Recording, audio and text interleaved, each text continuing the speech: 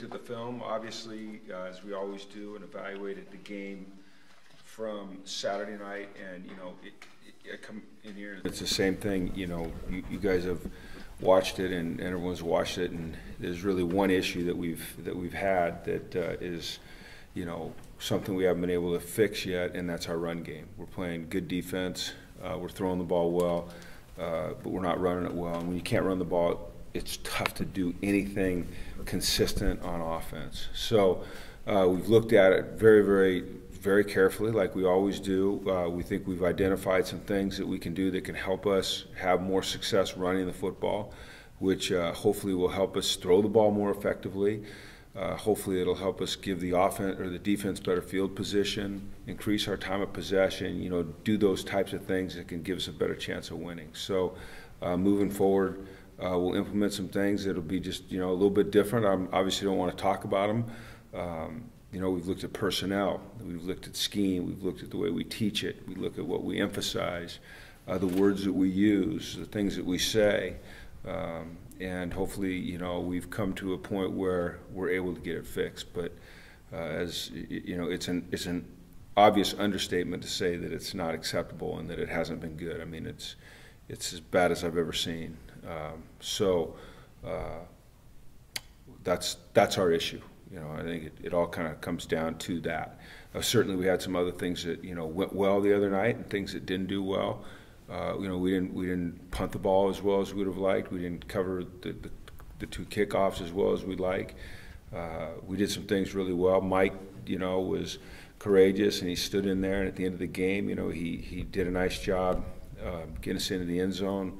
For the 5th week in a row, we played really, really good defense against a team that is very explosive. And they came into the game, they were ranked 9th in scoring offense, 9th in total offense, 2nd in pass offense, and kept them out of the end zone, throwing the football. Held them way under their average in all of those things. Under some really extreme conditions in terms of field position for our defense. So if we can just keep building on the things that we're doing well defensively, find a way to run the football, then we can get this thing turned around and going in the right direction. But it all starts with being able to run the football. And like I said, it's so obvious to everyone, it just sounds redundant for me to stand here and say it. But any questions? With the run game, do you feel like we'll see, not knowing the results, but do you feel like we'll watch the run game and say, wow, that's really different? These will be big changes? I don't think so. No, I think hopefully what you see is you go, oh, look, they're running the football better. Mm-hmm. There's only so many things you can do. It comes down to a lot of times, putting a guy on a guy and moving him out of the way, and we haven't done that on a consistent basis. But we've got to find ways to help our young men. It's not enough to just say, well, it's not working. You have to fix it. I don't think, though, Ben, that you'll go, well, you'll say that is drastically different. I think that maybe teams that play us will say they're doing things a little bit differently, but nothing that is that obvious. It's kind of what we emphasize and how we teach it, and like I said, what we say and how we say it, and we're gonna just continue to search for the best answers. How close did Josh come to playing in that game? I think he was pretty close. He really wanted to play. At 1:30, we walked over to an intramural field at University of Idaho and did a walkthrough out in the, outside, and went through some situations. And he took all the snaps with the offense. We kind of do a game simulation. I was very hopeful that he would play. He went out on the field and in pregame, pre-pregame, we go out and warm up, and he just wasn't able to go. But I think he was pretty darn close. So I'm very, very hopeful, because you follow. I'm very, very hopeful that you'll see him playing this Saturday against Utah. When you talk about the changes with running the ball, are these the types of things that you've considered doing the past couple of weeks and just weren't ready to pull the trigger on, or is it something new that you saw this week that makes you? No, that's a fair question, because when I talk about changing, it sounds like a complete overhaul. As a coach, you're always adapting, you're always changing, you're always trying different things when something is stalled, like our run game is. So it's not like we've just been stubborn and said, well, we're not going to do this, we're not going to try that. We're always trying things. but this is trying something new. You know, a little bit of a departure maybe from what we've been doing. And not that we've been stubborn, but it's just a little bit different. You know, you always, every week it's amazing. Whether you do well or you do poorly, you go back and you look at things really, really hard and you make adjustments. This one's just a little bit, you know, a little bit more significant for us. Just one follow-up on Josh. Sure. Was he kind of medically cleared and then it was like a matter of pain and his tolerance level, or how did that kind of? You know what, it was a matter of he was medically cleared if he could do certain things. And when he went out in pregame, he couldn't do those things. And, you know, my hope is that, you know, by tomorrow he'll feel good enough that he can go out and practice, you know, and do a little bit more. And that as we go through the week on Saturday, you know, he'll be able to play. But, you know, look, whether Josh plays or not, we still have to be able to run the football to help Josh, to help Mike, to help whoever's back there taking snaps. That's the key thing. So, you know, I'm proud of the way we're sticking together as a team. I'm proud of the way our defense answers the bell over and over again. I'm proud of the way that, you know, I've been in these situations when I've coached my whole life and been around it my whole life, and not coached most of my life, been around it my whole life, and you know, you don't go through this business unscathed. I mean, you get beat up. It's just, you know, every coach can tell you that. And so I've been in a lot of situations where one side's been struggling or one aspect's been struggling, and there's been times you've been on teams where you see, you know, finger pointing and dissension, and these guys, they're not going to do that. As a matter of fact, it was really incredible yesterday to me how many guys reached out via phone call, text, or just in person to say, what can I do? What can I do? Tell me what I can do. I want to be part of the solution. You know, how do I help? Rather than pointing the finger. And so that's encouraging. So, you know, hopefully we start to show signs of improvement in that area, running the football.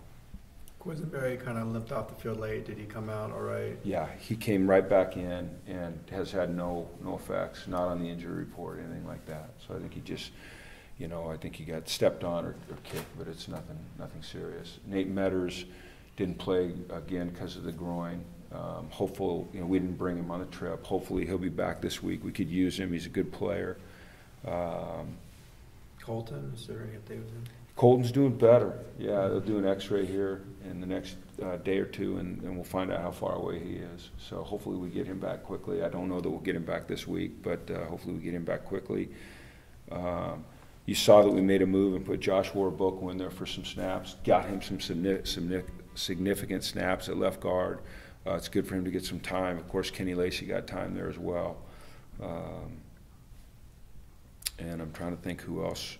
You know, we had to mix and match in the secondary now.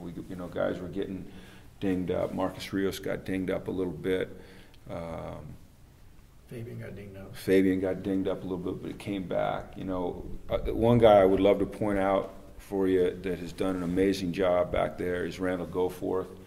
I mean, he practices at safety, then he goes and starts at corner 2 weeks ago. Then this week, you know, he starts at corner. Then we have to move him to nickel when Marcus gets hurt, and Johnny Johnson comes in who did a nice job. So, you know, Coach Meat and that group are doing an excellent job of just kind of putting it together and playing really good pass defense. So.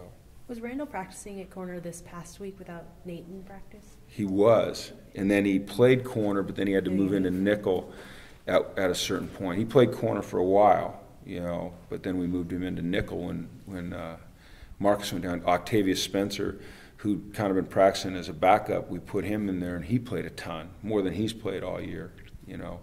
That's a deep group, you know. The guy that is like, you know, that do everything is Randall, and then Darius Pickett. You know, I mean, the guy doesn't get enough credit for being the kind of football player he is. He's really, he can do everything for us. He plays nickel, he plays dime, he plays safety. He's on all our kick return stuff, kickoff stuff. He's a good football player. But that group, the linebackers, the D-line, the defense in general, I love the way we're playing. I love where we're headed. I love their attitude. I love the way they're accepting the challenge.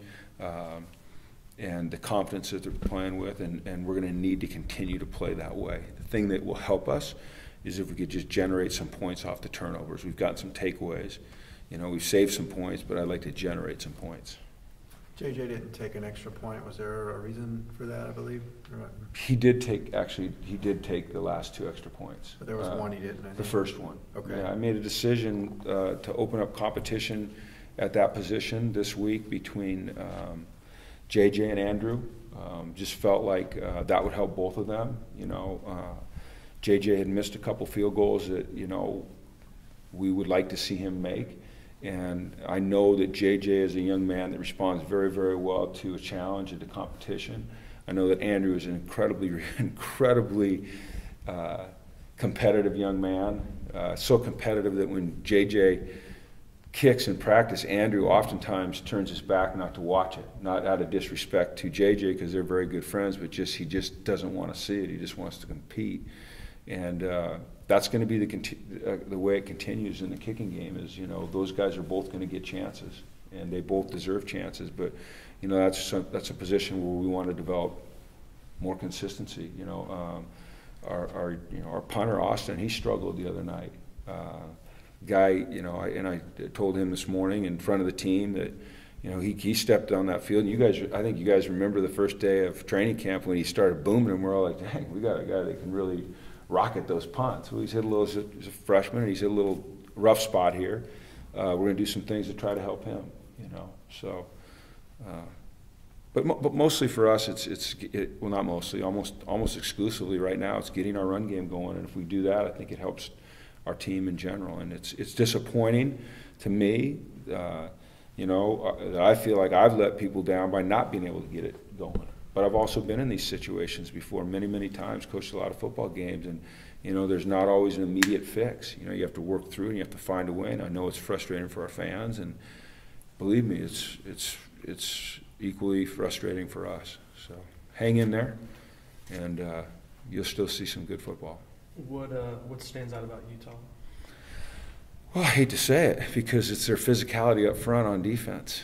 You know, I mean, they really play hard. They've got an outstanding defensive line, really good, and good linebackers. They got a good secondary. They play well on defense. You know, offensively, they've done an excellent job running the football, especially considering the fact that, you know, their running back situation has been in a state of flux a little bit. You know, they've lost some really good players. They've had some injuries. They've had some guys come back.